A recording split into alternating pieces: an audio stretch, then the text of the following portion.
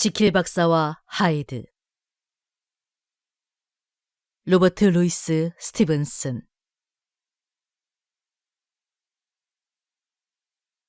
제5장 편지 사건. 오후 늦은 시간, 어터슨이 지킬 박사의 문 앞으로 발걸음을 옮겼을 때 그는 불에 의해 즉시 안으로 안내되어 부엌 부속실을 지나 한때 정원이었던 뜰을 가로질러 흔히 실험실 혹은 해부실로 알려진 건물로 향했다. 박사는 어느 저명한 외과 의사의 상속인들로부터 그 집을 사들였는데 그의 취향이 해부학보다는 화학에 더 가까웠던 까닭에 정원 끝에 있는 건물의 용도를 변경해둔 터였다. 어터슨의 벗의 거처 중 그 구역으로 안내받은 것은 이번이 처음이었다.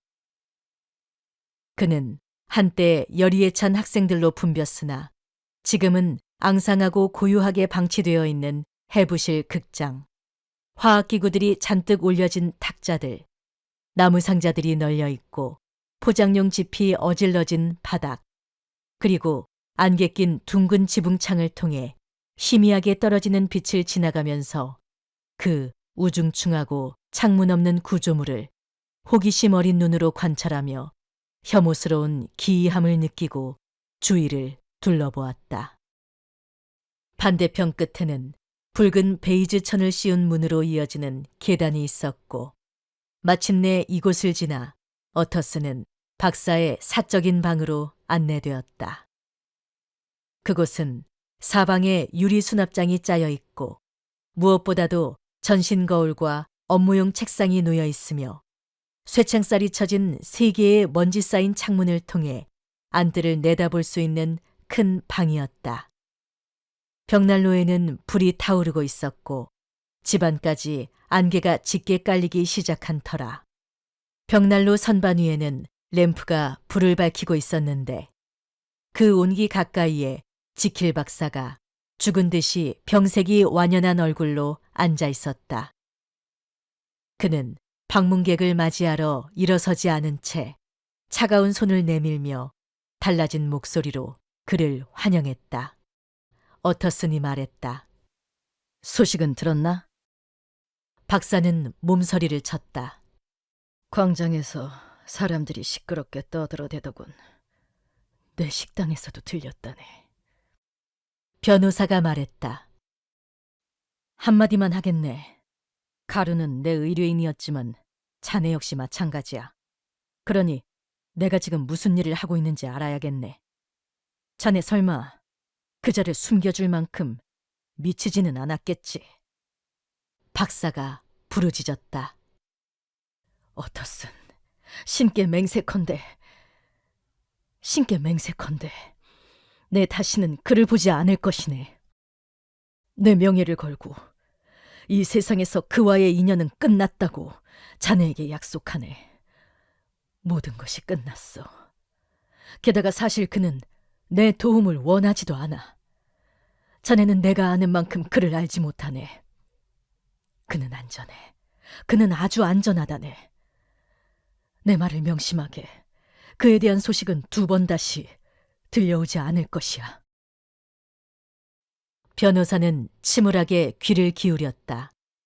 그는 벗의 열띤 태도가 마음에 들지 않았다. 그가 말했다. 자네는 그에 대해 꽤 확신하는 것 같군. 그리고 자네를 위해서라도 자네의 말이 옳기를 바라네. 만약 재판으로 가게 된다면 자네의 이름이 오르내릴 수도 있으니 말이야. 지킬이 대답했다. 나는 그에 대해 아주 확신하네. 내게는 그 누구와도 나눌 수 없는 확신의 근거가 있다네. 하지만 자네가 내게 조언해 줄 수 있는 것이 하나 있네.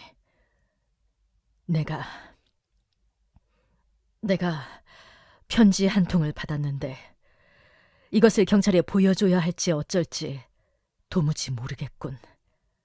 어터슨, 당신 손에 이것을 맡기고 싶네. 자네라면 지혜롭게 판단할 거라 확신하네. 나는 자네를 대단히 신뢰하고 있으니까. 어터슨이 물었다. 그것이 그자의 발각으로 이어질까 두려운 모양이군. 박사가 말했다. 아니네. 하이드가 어찌되든 신경 쓴다고는 말할 수 없네. 나는 그자와 완전히 끝났으니까. 나는 내 평판을 생각하고 있었던 거야. 이 혐오스러운 일로 인해 그것이 다소 노출되어 버렸으니 말일세. 어터스는 잠시 반추해 보았다. 그는 벗의 이기심에 놀랐으나 동시에 그로 인해 안도하기도 했다. 마침내 그가 말했다. 좋아. 그 편지를 보여주게. 편지는 기이할 정도로 꼿꼿한 필체로 쓰여 있었고 에드워드 하이드라는 서명이 되어 있었다.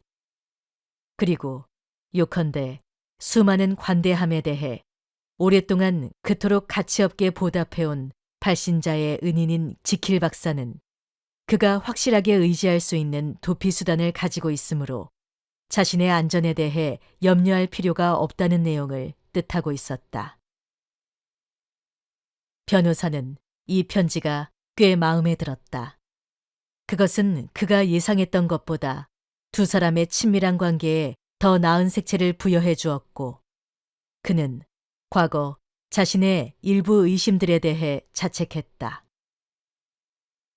그가 물었다. 봉투는 가지고 있나?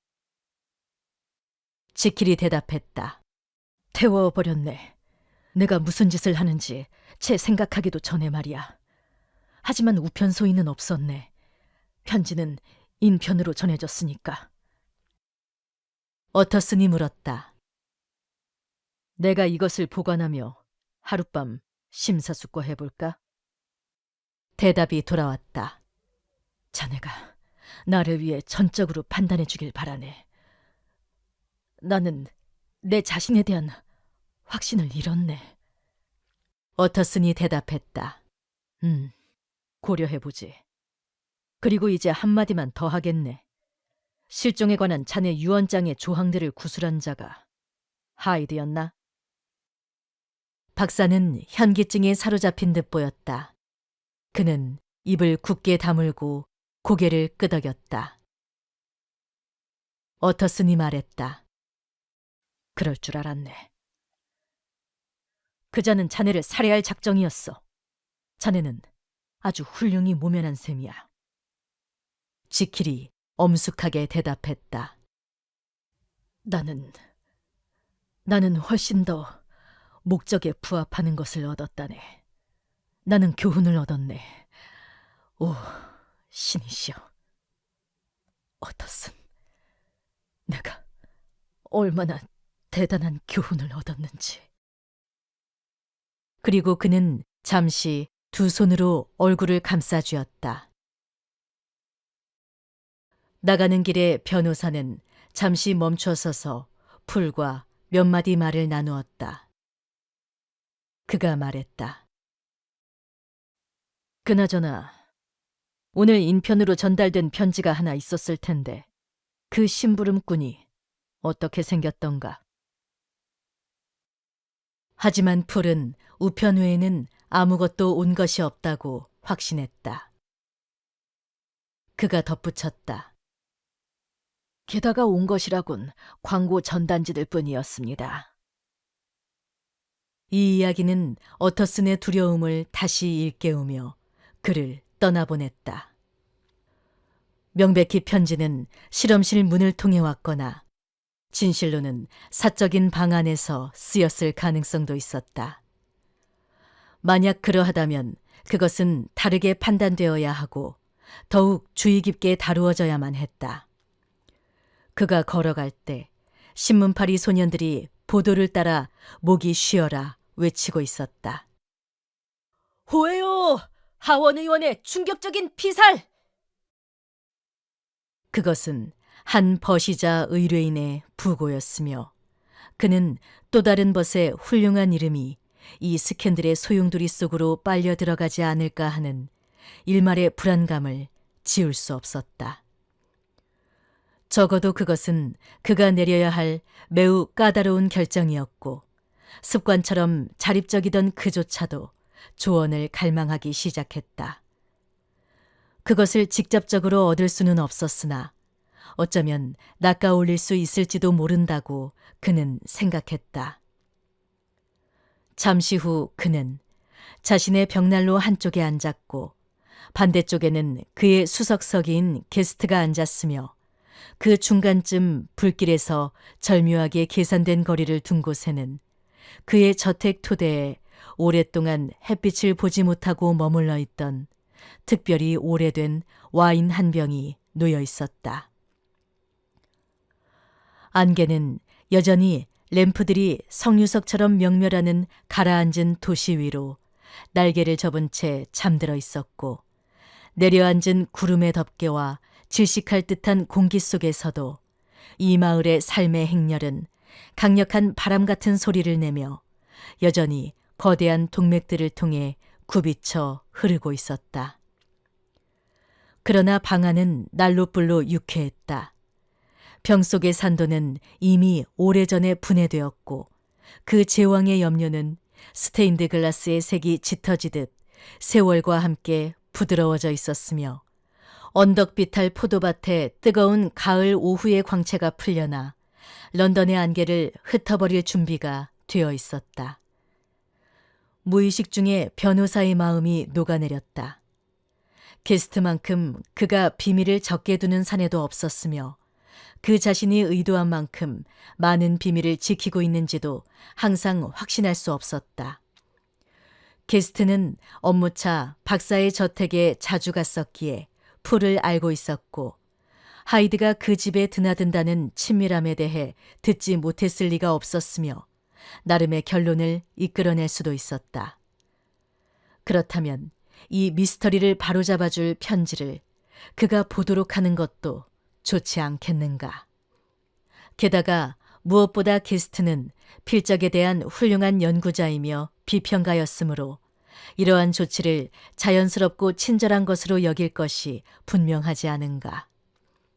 그 서기는 조언을 구할 만한 인물이었으니 그토록 기이한 문서를 읽고도 한마디 논평을 남기지 않을 리 없었고 어터스는 그 논평을 통해 자신의 향후 행로를 구체화할 수 있을 터였다. 그가 말했다. 댄버스경에 관한 이 일은 참으로 슬픈 일이네. 게스트가 대답했다. 예, 선생님, 참으로 그렇습니다. 대중의 감정을 대단히 크게 자극하고 있지요. 그자는 당연한 말이지만 미치광이었습니다. 어터슨이 대답했다. 그 점에 대한 자네의 견해를 듣고 싶군. 여기 그의 필체로 쓰인 문서가 하나 있네. 우리끼리 하는 이야기지만 나로서도 이것을 어찌 다루어야 할지 도무지 모르겠어서 말이야. 기껏해야 추악한 일이지. 하지만 여기 있네. 자네의 전문 분야에 딱 맞는 살인자의 친필이라네. 게스트의 눈이 반짝였고 그는 당장 자리에 앉아 열정적으로 그것을 연구했다. 그가 말했다. 아닙니다, 선생님. 미치지 않았습니다.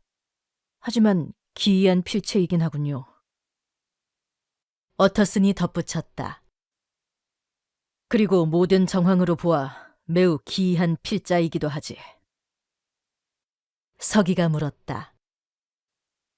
지킬 박사님께서 보내신 겁니까, 선생님? 제가 아는 필체 같아서 말입니다. 혹시 사적인 내용입니까? 어터슨이 말했다. 그저 저녁 식사 초대장일 뿐이네. 왜 그런가? 자네도 보고 싶은가? 잠시만요. 감사합니다, 선생님. 그리고 서기는 두 장의 종이를 나란히 놓고 그 내용을 꼼꼼하게 비교했다.